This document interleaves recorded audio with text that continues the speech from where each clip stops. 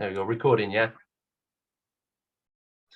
I will just caveat that I might get distracted a little bit today. So I'm looking after my boy today, who wife's out for the night, and I also have a contractor in the house at the same time. So if I have to ask you to hit pause, please just bear with me. Life happens, man. Life happens. It's cool. There's never a good time.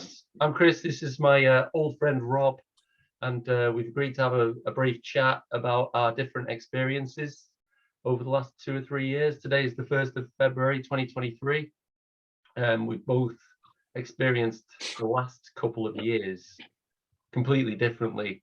I think we can probably both agree on that. And we've just decided to catch up, have a chat, and find out probably why we were so at odds during the last couple of years, especially. We don't mean to sort of get into any kind of negativity, but we're going to maybe get to the bottom of a few of the issues where we clashed. Would you agree with that, Rob? I'll pass to you. Yeah, I'd agree with that. Yeah, I'd agree with that, Chris. Yeah. So yeah, I guess we just going back, we know each other, what, 20 years ago maybe, when we were in a band together actually, and we did lose touch after that, and I moved out to Singapore about 10 years ago, and we haven't really spoken at all for 20 years or so. Yeah, I guess we started interacting again on Facebook when the pandemic bit, and I would probably say that was a result of me reacting to some stuff that you were posting on there, sharing your worldview, let's say, some of your ideas around the pandemic, vaccinations, things of that nature. So we had a disagreement, and probably just to get the conversation going and just to get our bearings a little bit, I'll state that my position is that the pandemic is, as was widely described by, I guess, what you would consider the mainstream media. So it was a deadly virus that did kill a lot of people, made a lot of people very sick, myself included. But there was a coordinated effort across the world to get vaccines out there in the marketplace within a amazingly fast, quick period of time. And those vaccines work. They prevent serious illness. So I guess just to orient ourselves, that's the side of the fence that I sit on. And I think if without misrepresenting you, the side that you sit on is very different. It's vaccines may be actually creating more harm than good, if they do any good at all. To a large degree, the virus was inflated in terms of its reported seriousness, and we can't trust the figures of what we're being told the death rate associated with it.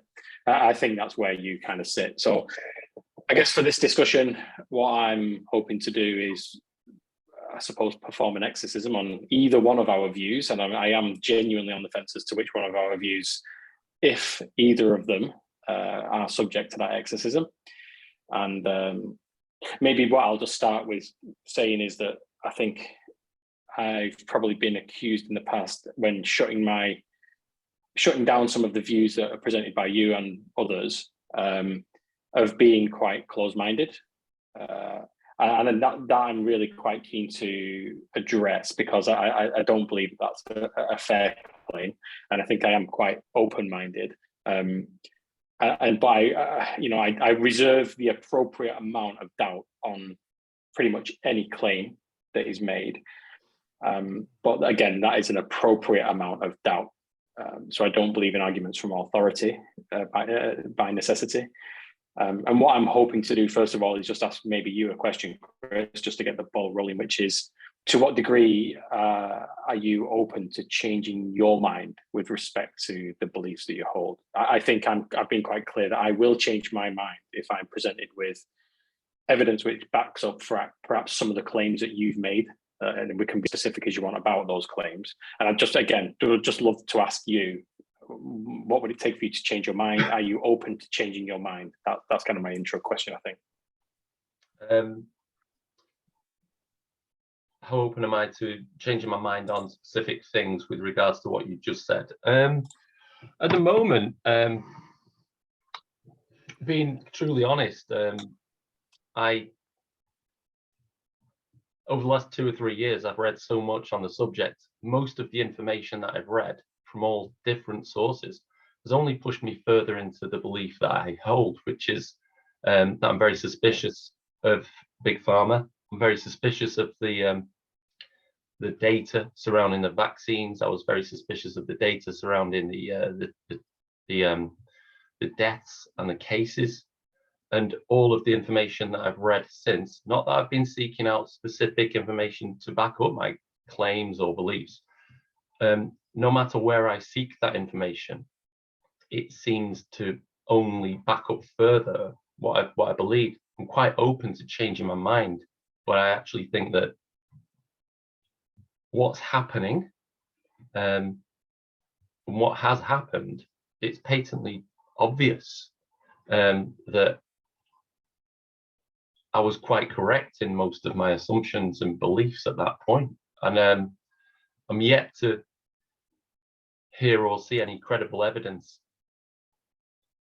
to pull me away from that. I'm quite open to it. In fact, I'll put something in there if I can, Rob, which is the fact that I sat very much on your side of the fence. It was only when I opened my mind that I actually started to maybe distrust the side of the fence that I'd naturally been conditioned into. And I know that's quite a loaded way of saying it, but that's how I feel. I feel that I already have opened my mind, then weighed up the evidence, and then, if anything, been dragged over to the side that I'm on, kicking and screaming. I'm not decided to be over here. It's where I've ended up because of the evidence that I've seen over the last, not just the last 2 or 3 years, but over my lifetime. So I believe that I have always remained open-minded. And even very, very early on in the pandemic, I was scared of saying what I thought to be true because I thought this sounds horrific. If it's true, and all the way through it, I've actually been terrified of being correct. It's not been, I'm right, go, you know, I've not been sure of myself all of the way through it. I've constantly questioned myself, hoping that I'm incorrect. So hopefully that gives you an impression of the fact that I've not got some messiah complex. I'm not seeking to back up and shore up my claims at every point. Everywhere I look, there seems to be a hole in the evidence that's presented to me that backs up your side of the story. Does that make sense? And I hope it didn't sound too sort of No. It makes absolute sense. I guess there's a couple of things to be said, and you forgive me, Chris, right? But my memory is terrible, and as you talk, I might make some notes of key things that you say, just so I can come back to them. A couple of things to unpack, I think, there. I mean, the first one is, with respect, I don't think the question that I asked has been answered here, which is, what would it take to change your mind? So I know what you're saying is that you've started out in a position, you've been dragged into a different position, but from where you are today, I guess my question is, what would it take for you to change your mind and believe that, again, vaccines are safe, vaccines work, the virus is real, the death rate associated with it is real? So that would be my first thing. Is I'm not quite sure you answered the question. I think what you said was, I've been open-minded because I've moved from position A to position B, but my specific question is, what would it take for you to move from position B, where you are now, back to position A, or to a different position, right? So that's kind of my specific question there. The other thing I would probably observe about what you said is that you just towards the end of what you were saying there was, you've seen a lot of holes in evidence that's been presented that back up my side of the story. And I'm a bit loath to say my side because it isn't my side. I'm taking the side of the experts, if you like, if you're happy for me to say experts. But I'm not sure you're seeing that there are so many holes in the evidence that you present, certainly during the course of the conversations we've had, that to my eye, you seem to ignore, seems like too strong a word, but definitely compartmentalize away from. All right. So let me just, and I'm sensing that you're probably going to hate that I'm going to drive down into this level of specificity, but I think it's probably necessary just to articulate the point, right? So again, to summarize, you said, at my side of the story, as presented evidence which contains a lot of holes. Now, I'm going to give you two examples of where I've seen that behavior from you that you've not addressed in any way, right? And despite me giving you the opportunity to, let me just do that and then I'll let you respond. So one of these examples you're going to hate, but I'm going to go with it anyway for the purposes of the record, right? So VEYAs is what you almost certainly knew I was going to pivot towards at some point. So I guess just for the record, I'm happy. Okay. I'm happy to talk about anything.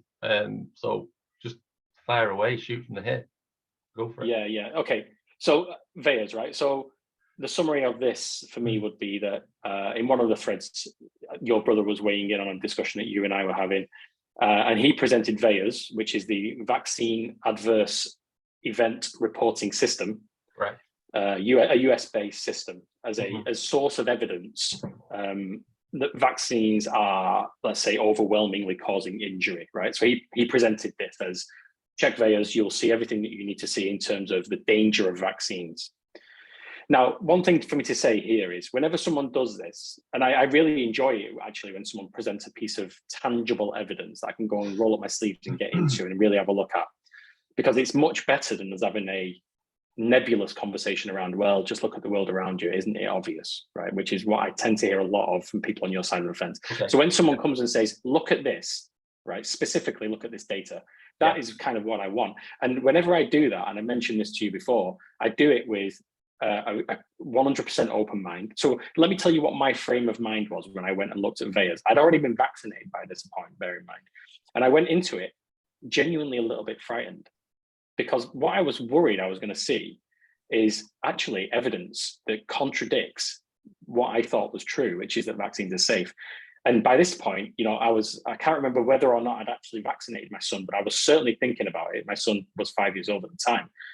And I was terrified that I was going to push him into a process that might cause him an injury, right? So when I looked at VEYAs, I was a little bit genuinely a little shaky looking later, because I thought it might prove what I thought to be true, to be not true. Now, I'd never heard of the database at that point in time, but it did get me interested and it had some really good tangible data. And interestingly, that database allows you to extract in Excel format raw data about what healthcare professionals are putting in on a line item by line item basis about people who are reporting adverse reactions after having taken a vaccine. So I extracted 2 years worth of that data and I did quite a lot of analysis, which I then presented back to you and your brother and whoever else wanted to see it on the thread. And I actually offered to share my workings as well, to say, what you're claiming to be true is in fact not true, right? Which is that VEYAs points us in the direction of vaccine injury. It doesn't. There was no evidence of that at all. There wasn't even a correlation of that, actually. So I presented that back, and I think you and I had a couple of voice messages that we left each other. And at one point I recall you actually saying, are you sure there was nothing that you saw in VEYAs that pointed you in the direction of vaccine injury? At which point I said, no, there isn't. I was honest about what I found. Now, a little later, in a separate thread, you actually used, this is what I observed, right? It was that you used VEYAs as a reason to claim that this is being somehow covered up. And I think the words that you use is, VEYAs is just not fit for purpose. And that to me was just ironic, that it was presented to me as, here's the evidence you will find.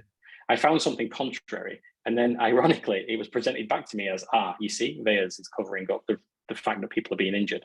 But that's one example. I promise I'll shut up in a moment. But there is another example, which is more recent, right? Which was the last thread before we agreed to come and have a discussion. You had mentioned there that there was a link between miscarriage and vaccination. And I've got the thread in front of me because I want to make reference to it and make sure I'm absolutely clear about what it is that you said, right? So I didn't check the source of data that you've gone to, but you did say that in a study of 270 pregnant women, 23 had taken the vaccine and then suffered a miscarriage. And you were really quite, animated and emotional when you were putting this point across, saying that they've been left and hung out to dry. It's 23 women. Can you believe it? Again, when I looked at that, it shocked me a little, but my instinct wasn't to say, oh my God, the vaccine is making people miscarry. My instinct was to say, well, how many people would miscarry just by, just as natural course of a pregnancy? Of course, miscarriage is a terrible thing, right? It's awful in any circumstance, but I was interested to know, well, what is the natural rate of miscarriage? It turns out, looking at the NHS data, that it's around 12.5% of all pregnant women will at some point miscarry. 23 out of 270 women is 8.5%, right? So the implication there is that actually, if I was to follow, I guess, your logic, it would be that taking a vaccine has reduced the chance that someone might miscarry. Now, of course, that's not what I think. That's ridiculous. I don't think there's any link whatsoever. But the point for me is around epistemology. And you're saying that you see a lot of holes in the arguments that are put forward on my side. And what I'm saying is whenever you're presented with a huge glaring hole in the evidence you put forward, you either don't talk about it again, or you close that eye and move on to a different subject. And it just feels like a lot is being thrown out. We can deal with those here. We can deal with those here then. There's a couple of things you mentioned. You've mentioned three key things there. One is the original question, which I failed to answer, which was about trust and about how much would I need to hear today to make me maybe exercise my ideas and or change my mind on this subject. I can answer that quite easily. I'd have to see a drastic change in the institutions that we're supposed to trust. The framework that we live by is not fit for purpose. From the police, politics, the news media, science, it seems to have holes within it everywhere. Corruption is rife. The truth is masquerading as this news article, that headline. The truth is really difficult to find these days, Rob. Even if I'm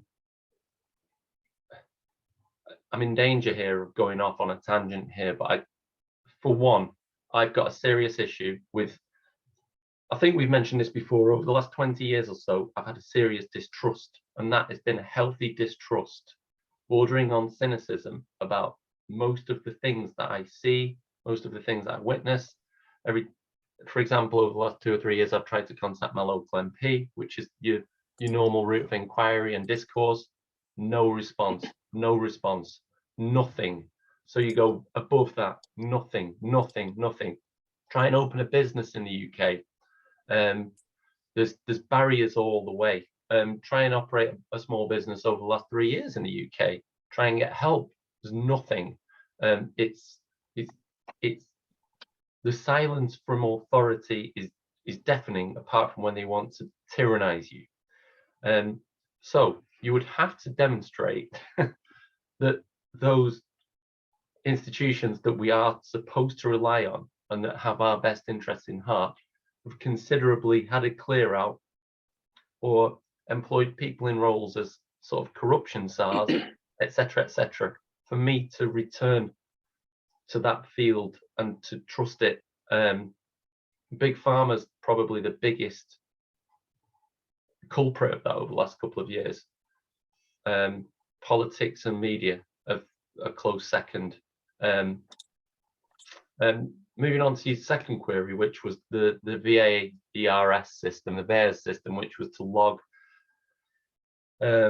vaccine adverse events and injuries. Yeah, there's a yellow card system in the UK, and I loosely said to you, after we'd had a bit of discourse and you checked it out, you did your due diligence, etc., I've since been involved in that discussion. It was discovered by me. I'd have to search back through references, etc., but it possibly even anecdotal evidence that the adverse events were being underreported, and you demonstrate a very good point about it. You'd had your vaccine, and if you agree with the concept of informed consent, then you should have known about that system. You didn't know about it. You'd had your vaccine. You thought you were doing the right thing. You didn't know about the system itself. You didn't know that there was a reporting system in case you walked outside and collapsed. And you didn't know about that. So surely there's a big hole in the system there. Secondly, there were nurses that were administering the jab that didn't even know about that system. There were people who were actively trying to report it with their GP, but being batted away, as it seems that GPs are also compromised. in the fact that they were turning people away and saying, no, your Bell's palsy will disappear in a few days. It's an allergic reaction or it's stress. There was hundreds and if not thousands of these anecdotal testimonies. So you would have to say that that's this. Also, furthermore, on the website, if you had any experience of the yellow card system, it was very tricky to log on. Very, very tricky to log on. And then the questioning was very, very narrow. So if you had a list of symptoms, it would come up with the first symptom and say, have you experienced tiredness? And you'd tick it and it'd say, thank you for your submission. And it would close off. That's it. It wouldn't allow you to list tiredness, Bell's palsy, and collapsing in the street. It just closed off. It really wasn't fit for purpose. You would have to say that the reporting of that, therefore, was drastically low, therefore misrepresenting the numbers of adverse reactions. So I don't think it can be used as evidence. Yeah. Sorry, Chris. Let me just. I'm conscious that I do want to let you speak, but I just think it's important to, in a timely way, so that people are connecting this. Well, we just respond to that point. We'll come back to the abortion thing as well, because I think that's really key. Definitely. All right. Definitely. So on just a couple of points that you made, I think that, and this will be very quick, right? So a couple of points you made, which is I didn't know that there was an adverse reaction reporting system, but then I think you did go on to allude to the actual point, which is that healthcare report, that adverse reaction system is actually it's aimed at healthcare professionals as opposed to the person who's in receipt of the vaccine. So I get that point, and that's absolutely true, but I don't see that as being a gap, right? So as long as the person administering the shot knows where they need to go to record an adverse reaction for someone receiving a shot, then it's correct. Now, the second point you made is that there are people who were healthcare professionals who didn't have access to it or didn't know about it. That is the gap. That is the gap, right? Yeah. So that is a definite gap. Now, what I will say about that is, if that system of reporting is broken, and a lot of people who are suffering adverse reactions have not been recorded in that system, that doesn't mean by virtue there are adverse reactions that are correlated to the vaccine that are not being reported in the system, right? So we've got 1,000. Let's just put it in number terms, right? You've got 1,000 cases there, 1,000 line items of people who suffered an adverse reaction after having received the vaccine. And the data that I looked at doesn't suggest myocarditis or anything of that nature. Literally everything is recorded in there. You know, someone had a dizzy spell, for example, it's written down there. But again, once I looked at this, I pivoted the data, I analyzed it. There's no correlation between what was being claimed and what was stated in the data. Now, if we extrapolate and say there was 1,000 line items missing because healthcare professionals didn't know that reporting system existed, okay, then let's say we lump those on top. So we've got 2,000 line items, right? 1,000 were missed, 1,000 have been captured. The 1,000 that were missed, there's no evidence that 1,000 contained a direct correlation between vaccination and adverse reaction. It does mean that there should have been some line items in there that there were not. So there's a problem with the system, 100% agree. But you cannot, by inference, say that means there are adverse reactions that have arisen as a result of a vaccination that are not on that reporting system. That's a logical fallacy. Well, you would. So you're saying because of a gap in the system, you're saying that's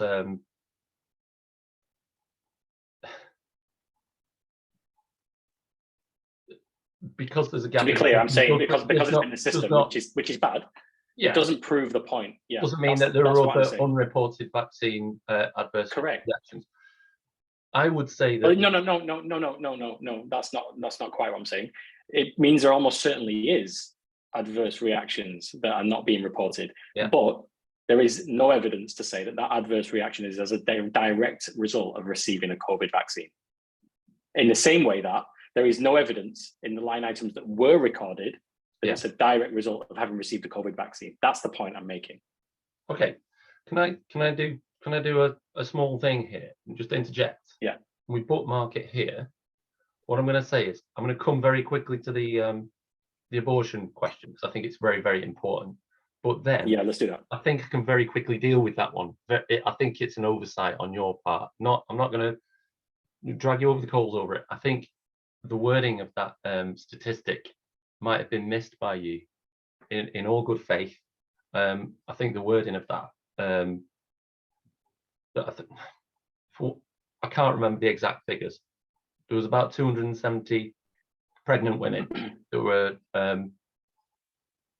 injected. Yep. So you said there was 270 in a study, and 23 of them suffered a miscarriage. Yeah. 23 of them of the 35 that were followed up on suffered a miscarriage, Rob. The rest of them did not get followed up. There was no further information. So that's the horrific part for me. Instead of 8%, you're talking more like 60%, 70%. That's the problem. Of the ones they followed up, of the ones they had reports for, of the ones they bothered to check to full term, they had, of 35 women that they caught up with, they had 23. Now, if you review what I'd written, I don't know if I made an error, but it was something like 33 women or 35 women were then pursued for information. Okay. And it was 20. Let me read it to you, Chris, because I've got it in front of me. So right, okay. It could well be that we've just talked past each other here on a misunderstanding of wording. I think we have. But let me just read it, right? So you said, in Pfizer's own documents of 270 women tested, 238, no outcome. Yes. There you go. There was 32, no they didn't have any logged results for them. Simple as that. Oh, okay. So we've definitely misunderstood each other. Yes, so when I read no outcome, what I read into that, there was a follow-up, but there's no adverse reaction of any kind. No, so what you're saying is there was 32 follow-ups, 23 were miscarriages. Okay, correct. This is new information to me. Which is disgraceful. I'd need to see the data, Chris. Yeah, of course, and I understand you. That's just an oversight. You've misread it, or I've misrepresented it, or whatever. But even so, double check that on the Pfizer documents, and you will see that there's a horrific spike in miscarriages and also in fertility issues with women specifically at the moment, Rob. So I think what would be good here is, and I'm more than happy to do it, but what would be good is, you've obviously got this, right? So can you just send me the excerpt? Because that Pfizer documentation is very extensive and I haven't got a day to fall into that reading. Well, so if you can send me that excerpt, I'd want to read it. What I do after this, I'll happily send you a link later today of a scientist who has looked into all of the documentation and list them out specifically with all of the extracts from the concerning information, rather than there's 50,000 pages or something in that document. So it's designed especially to be confusing and misleading. But there's a see, I can't accept that. I mean, science is complicated, Chris. I know. I don't think it's designed that way, but I get your point. Well, it is confusing. They were trying to subdue the information for 78 years as well. It was only due to a court case that Pfizer actually had to then display their own documents and their own workings, which then took highly qualified scientists days and days to go through to find any holes in it, which they have. They found lots of holes in it. One of them being the risk factor on pregnant women. This is absolutely. So I think what we have to do now, because what I'm worried about now, and I'm not intentionally trying to cut you out here, right? But what I'm worried about is, this was in the back of my mind when I agreed to do this with you, is that the issue with real-time discussion on this stuff is it's impossible to verify things in real time, right? So the reason I like to do this over text with you is because there's time. I can take an hour, I can take 2 hours to go and look at a data set that you've given me, or a link that you've given me. I can read it, I can form an assumption or form an opinion on the basis of it, and I can come back to you with a structured response. But if you say to me in real time, a scientist went and did this, this, and this, there's no way for me to ratify, debunk, or I can't do anything with that information. Right? I'll happily send. So for me, when after we've finished, I'll happily so when that happens in real time, it's like, yeah. And this is, again, the reason I get worried about this is this gives the illusion to anyone who might listen to this recording, that what you're saying is kind of landing a blow on me in favor of your theory.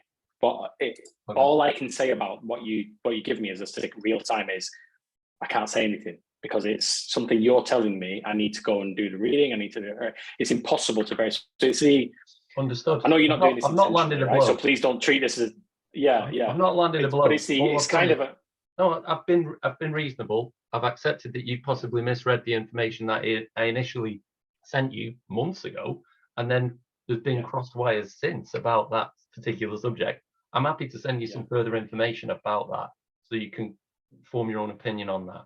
I'm happy to do that. I completely understand. Shall we hop back to where we were with bears? Because with the abortion, you need to ratify the information that I presented. And this isn't about landing blows. This is about me demonstrating that what I've seen and heard might be in contrast to your information received and how you've seen the same situation. This is why we're here. Back to the VAERS thing.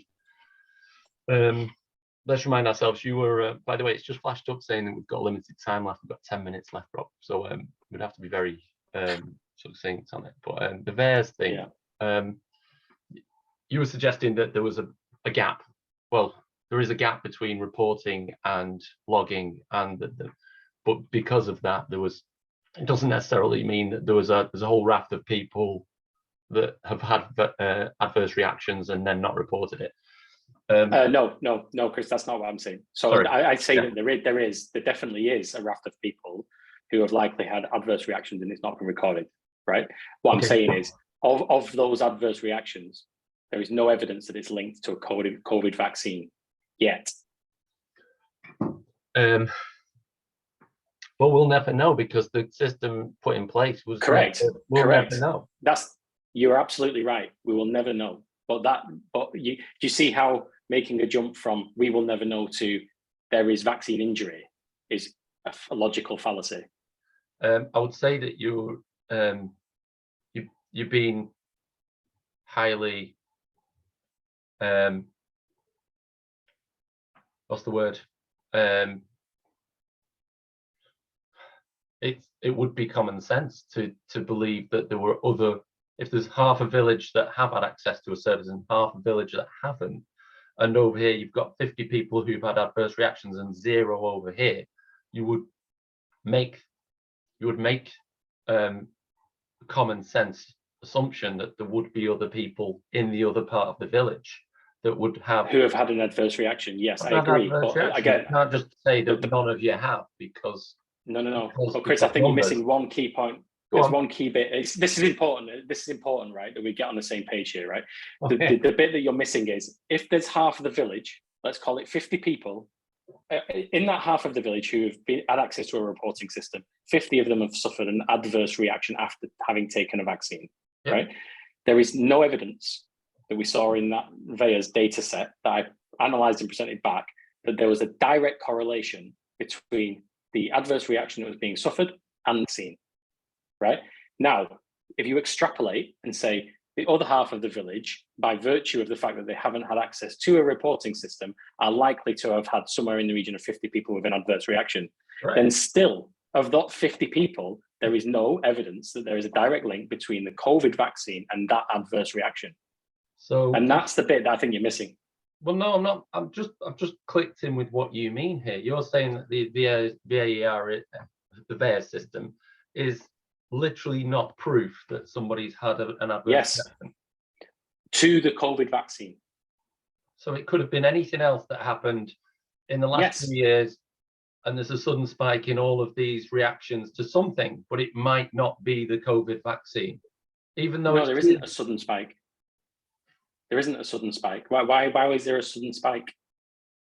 Where did that come from? Well, lots of people because they write down in the VAERS data set, they write everything, right? They don't just write this person has suffered myocarditis and it's as a result of a COVID vaccine. They say if you go, I really don't think you've reviewed the line item data in VAERS, but it's very, very, very spurious. They write everything. So this person had a red patch on the top of their shoulder after they took a vaccine. It went away after a week. That is written in the line item data, right? This isn't this person's heart enlarged by 10% after they took a vaccine, and that's like a consistent theme. That's not how the data looks. So obviously you're operating from a position of real it has to be proven in every single case that that was the Yes. not the fact that there's somebody perfectly healthy, never had any reaction to anything, then they suddenly have a reaction, well, after having a Pfizer jab or a Moderna jab or whatever, and then within an hour they've collapsed on the floor, and this happens geographically corresponding to where they've rolled this thing out all over the world, and it's demonstrably true in every geographical location that these certain spikes are happening, but it's nothing to do with what they've just rolled out over the last 2 years. It's nothing to do with that. Okay, Chris. It's something else. Chris, yeah, so Chris, right, if I had enough time to stand in the middle of a very heavily populated city and ask everyone to sign their name on a clipboard as they walk past me, the number of people that might drop down with some kind of a condition, you would have to demonstrate that fundamentally a different number than the number of people who've fallen down with a condition after having received the vaccine, right? You would have to, because that's the only way you can fairly do this analysis. What you're actually saying is people don't just fall down for no reason. Well, they do every day, right? People do have heart attacks. People do have embolisms. I know people who've died of a coronary embolism who have been very, very young, way before COVID, right? This happens, it's real life, unfortunately. If you can't demonstrate the causation, then you're just making an assumption.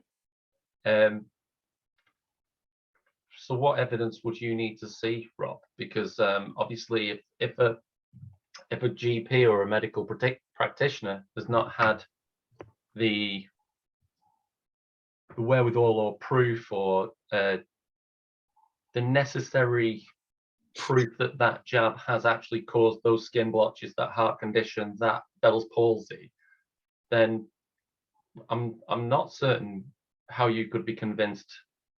Otherwise, what would you need? What I'd want to see, you need to go back. Well, what I'd want to see is, I don't know. I don't know. I mean, well, what I'd want to see is that there is a trend which bucks what we see in everyday life, and that wasn't demonstrated in the data. So if I say, okay, let's just take the example of a skin lesion, right? Let's say an unusually high number of people who went for a vaccine then developed a skin lesion. And what we know about skin lesions in the general population is it occurs in X out of however many number of people. But actually what we saw in VEAs is that it occurred at 3 times that rate. Now we're talking about something, right? Now this is worthy of further investigation. That's not proof of vaccine injury, but it is worthy of further investigation. But we didn't see that. So that's what I would need. That's the answer to your question. I'd need to see a trend that bucks what we see in the population. We have to stop here.